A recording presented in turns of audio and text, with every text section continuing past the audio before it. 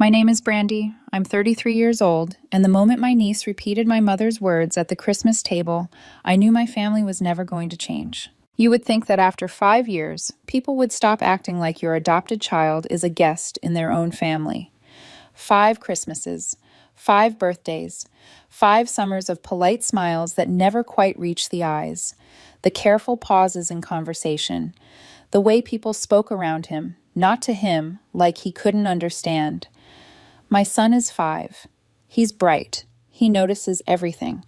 And for years, I tried to bridge the gap between him and the people I once believed were my family. We arrived at my parents' house in Ohio the day before Christmas. I had gifts for everyone, carefully wrapped, each one topped with a drawing my son made himself. He was excited, bouncing on his heels, asking if Grandma would like the picture he made just for her. I told him she would. I should have known better. My mom greeted us with a brief side hug, then crouched down in front of my son and asked, "Do you remember me?" He nodded politely and handed her the drawing. She smiled the way someone smiles when a stranger on the subway hands them something they don't want but don't know how to refuse. My dad barely acknowledged him at all, just a distracted glance and a grunt before shaking my husband Derek's hand. Christmas morning started off deceptively normal. My son played quietly on the carpet with a toy car, humming to himself.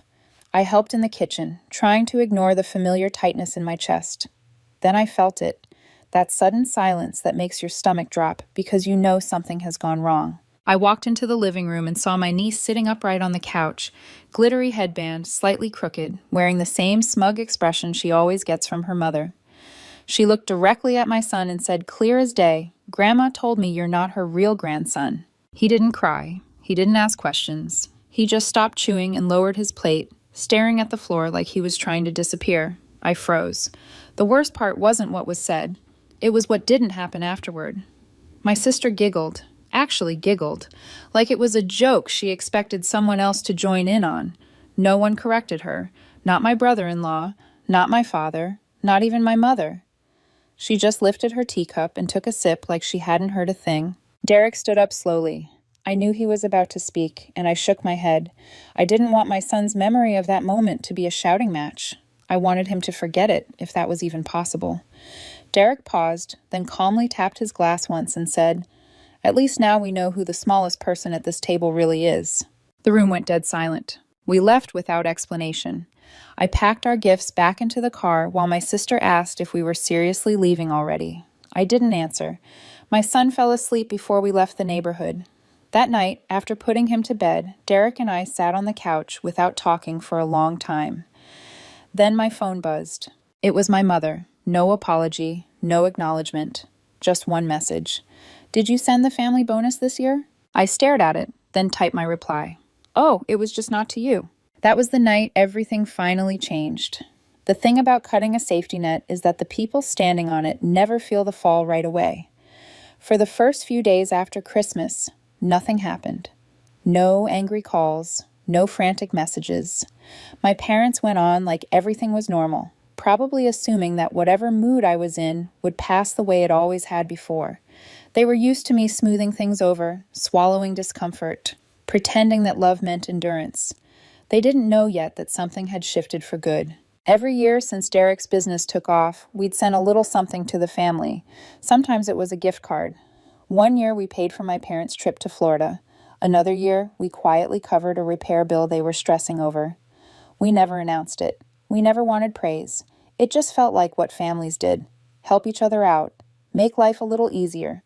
Somewhere along the way, help turned into expectation. 3 days after we got home, my mom called from the pharmacy. Her voice was clipped, tight, the way it gets when she's trying to sound polite in public but is seething underneath. She said her card had been declined. Asked if Derek had changed something. She didn't ask if everything was okay. She didn't ask why. She assumed it was a mistake that needed fixing. I told her the card wasn't active anymore, that we weren't covering expenses this year. There was a pause long enough for me to imagine her standing at the counter, people waiting behind her. Then she said, "I can't believe you'd let a man come between you and your own family," and hung up. The next morning, my dad sent an email. He always wrote emails like he was giving a presentation, bullet points and all, as if formatting could make his words reasonable. He said I was choosing someone else's child over my own blood. He said Derek was isolating me. He reminded me of everything they'd done for me growing up, as if that somehow erased what they were doing now. At the bottom, he wrote, "When that man leaves you, and he will, don't come running back." I read it twice, then deleted it. Derek didn't say anything until I told him. Then he looked at me and said, "They're not mad because we stopped helping. They're mad because they thought we never would." That's when the calls started coming from other directions. My brother rang late one night, his voice tense in a way I'd never heard before. He said Mom and Dad were in trouble. Their second mortgage was months behind. They'd tried to refinance, but with their credit, no bank would touch them. Now they were asking him for money. He told them no. Said he wasn't stupid enough to keep setting himself on fire so they could stay warm. I asked if he was okay. He said he was fine, just done. A few days later, my mom messaged me on Facebook instead of calling, as if distance would make her words land softer. She said they were struggling, that they weren't asking for much, that I should think about what family really means. Derek didn't comment when I showed him. He just kept stirring my son's hot cocoa, steam fogging up his glasses. Later that night, he told me something I hadn't known. For almost a year, he'd been quietly covering their second mortgage payments. He'd never told me because he didn't want me to feel pressured. "I thought I was buying you peace," he said. "But I'm not buying silence anymore." January came and stripped away whatever pride my parents had left. The holidays were over. The bills came in. The silence they used as punishment turned into something sharper, more desperate. My brother texted me one night with no greeting, just a warning. He said Mom and Dad were talking to someone who helped when banks said no. High interest, no patience, the kind of loan that ruins people. He said he wasn't asking me to help. He just didn't want me blindsided if things got ugly. I sat on the couch staring at my phone while my son built a tower out of blocks on the rug, knocking it over and laughing like it was the best joke in the world. Derek was in the kitchen making dinner, humming under his breath like everything was normal. And in that moment, I realized how separate our lives had become from theirs. 2 different worlds, 2 different realities. A few days later, my mom called again. This time she sounded tired. No sarcasm, no lecture. She said things weren't working out the way they'd planned. She said she missed me, missed our talks, missed how holidays used to be. She never mentioned my son, not once. I told her I had to go, that he needed me, and I hung up before she could say anything else. That night, Derek looked at me and said, "They're testing the door." And I knew he was right. 3 days after my mother's last call, the testing stopped being subtle. Derek came home earlier than usual, dropped his bag by the door, and went straight to the sink for a glass of water. He drank it like someone trying to ground themselves, then said, almost casually, "Your dad came by my office today." I felt the air leave my lungs. Derek doesn't work somewhere you can just wander into. You have to ask. You have to wait. You have to be let in. Which meant my father had shown up, asked for him by name, and sat there until someone opened the door. He didn't ask about me. He told Derek he was worried about me, said I wasn't acting like myself lately, said I seemed isolated. He suggested therapy, asked if Derek thought counseling might help me reconnect with my family. He framed it gently, like concern, but the implication was sharp. If I wouldn't bend, maybe I was the problem. Maybe I was unstable. Derek told him very little. He nodded, listened, and walked him out. Then Derek handed me his phone. There was an email, no name attached, just an address I didn't recognize. The attachment was a PDF, bank statements, overdue notices, frozen accounts, a foreclosure warning on the second mortgage. At the bottom, a single sentence. "We're not asking for handouts, just guidance. Please don't let her make a decision that hurts everyone." They went around me. They tried to recruit my husband. They tried to turn my boundary into a liability. I didn't cry. I didn't raise my voice.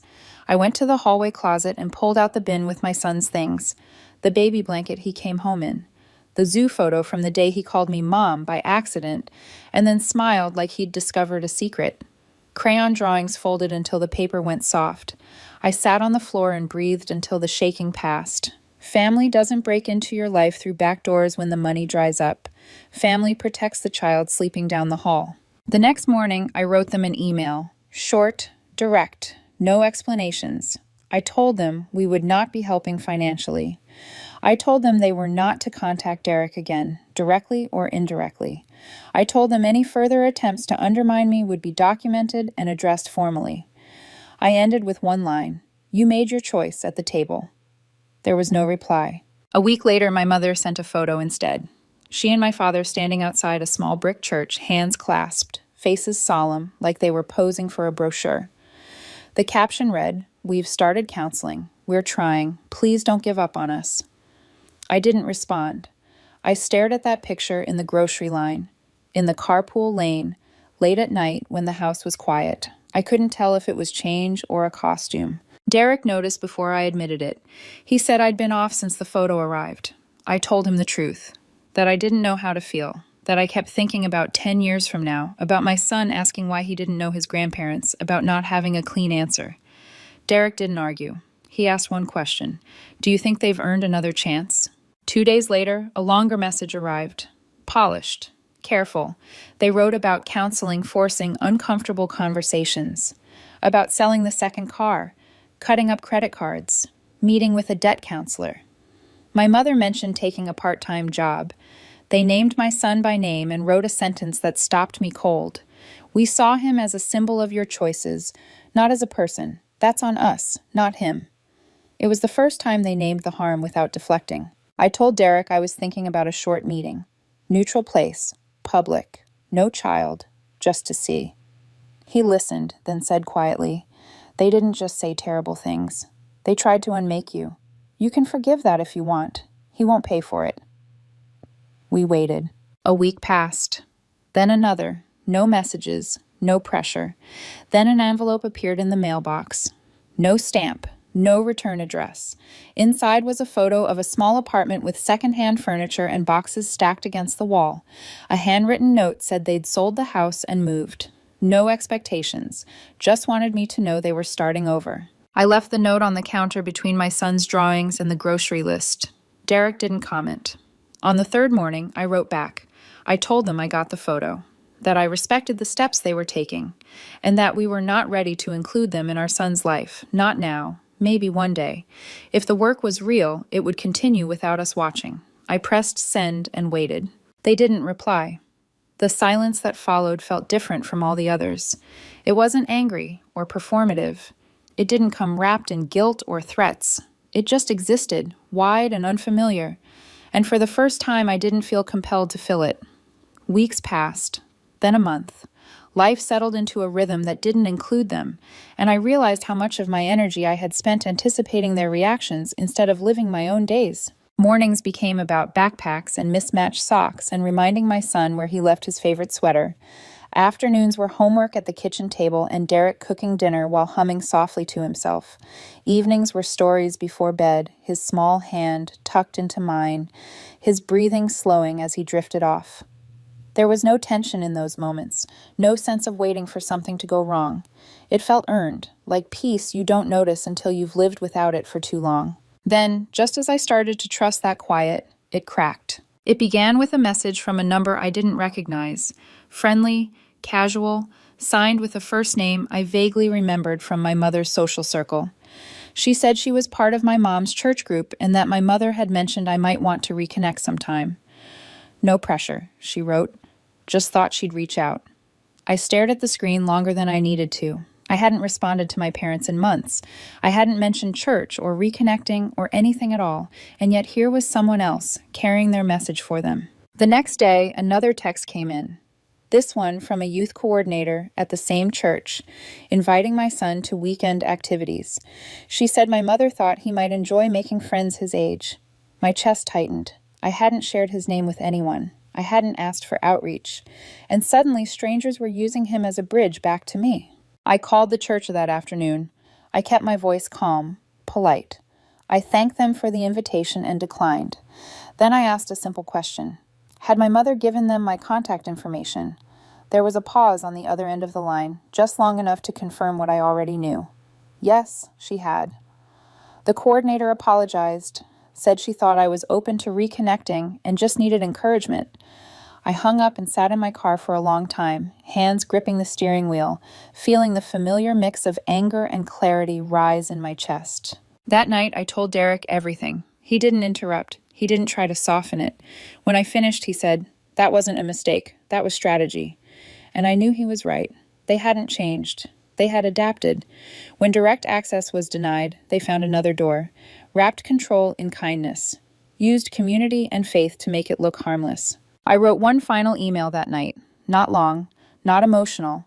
I told my mother I knew what she'd done, that involving third parties, especially in spaces we didn't share, was a violation of the boundary I'd set, that it showed me the difference between growth and performance. I asked for space. Then I made it unmistakably clear, no more contact. Not through friends, not through church, not through anyone. I ended it with one sentence. This is no longer a conversation. She didn't reply. I blocked her number. Derek blocked it too. The house went quiet again, but this time it felt settled, not suspended. Days passed without incident. Then weeks. My son stopped asking about grandparents entirely. He stopped checking my face after drawing pictures or making cards, stopped asking who they were for. He just created, freely, without expectation. Spring arrived slowly. We spent weekends at the park, watching him race other kids across the grass, his laughter bright and unburdened. One afternoon, he asked me if families could be small. I told him yes, they could be exactly the size they needed to be. He smiled and said he liked ours. I realized then that this wasn't loss, it was protection. And I didn't owe anyone an explanation for that. By the time summer crept in, the distance had done what confrontation never could. It showed me who we were without them, not as an act of rebellion or punishment, but as a quiet fact. Our days filled up with ordinary things that felt extraordinary only because no one was criticizing them. Derek took my son fishing on Saturday mornings. I learned which snacks disappeared fastest from the pantry and which stories he liked to hear twice before bed. I stopped bracing for the phone to ring. The house felt lighter, like a window had been cracked open and something stale finally drifted out. I heard about my parents through other people, the way news travels when it's not meant for you. A cousin mentioned they were struggling in the apartment, downsizing further than planned. Someone else said my mom complained that people at church didn't understand the situation. My sister posted photos online, smiling wide with her kids and my parents, captions that talked about blessings and togetherness without naming anyone missing. I didn't comment. I didn't scroll long enough to feel anything at all. The first direct contact came not from my parents, but from my father's email, weeks after the church incident. The subject line was neutral, businesslike. Checking in.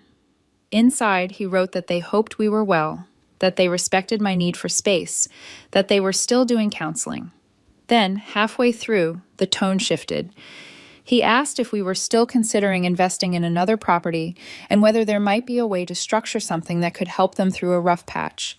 No apology, no acknowledgement of boundaries, just a careful return to transaction, like nothing had happened. I stared at the screen for a long time, the familiar urge to explain rising in my throat, to remind him of the house, the broken toy, the envelope of cash, the bracelet my son made me that disappeared into my mother's coat pocket. Then I closed the laptop. Some arguments end not with words, but with refusal. I didn't respond. A few days later, my sister tried. She sent a text that started with, "Look, everyone's hurting," and ended with, "Can't you just be the bigger person?" I deleted it without answering. I'd spent years being bigger, quieter, more accommodating. All it ever bought me was permission for them to keep going. The moment that finally sealed it came on a quiet Tuesday afternoon. My son brought home a worksheet from school, a simple assignment titled, "My Family." He sat at the table with his crayons and filled in the boxes. My name, Derek's, our dogs, a best friend from class. When I asked if he wanted to add anyone else, he shook his head. "That's everyone," he said, and went back to coloring. There was no confusion in his voice, no sadness, just certainty. That night, Derek asked me if I was okay. I told him I was better than okay. I told him I felt finished. Not angry, not grieving, finished. The kind of finished that doesn't need closure because it has clarity. We talked about the future instead, about trips we wanted to take, about the mountain place we'd been eyeing, about how to make holidays ours, without rehearsals or expectations. I thought about my parents once, late that night, not with longing, but with distance. I hoped they kept going to counseling. I hoped they learned something real, and I knew, with a steadiness that surprised me, that it didn't require my presence to be true. Protecting my son wasn't a reaction anymore. It was our life. The final shift didn't come with a confrontation or a message that tied everything together. It came quietly, the way seasons change when you're not paying attention to the calendar. One day I realized I hadn't checked my blocked messages in weeks. Another day I noticed that the idea of running into them didn't tighten my chest anymore.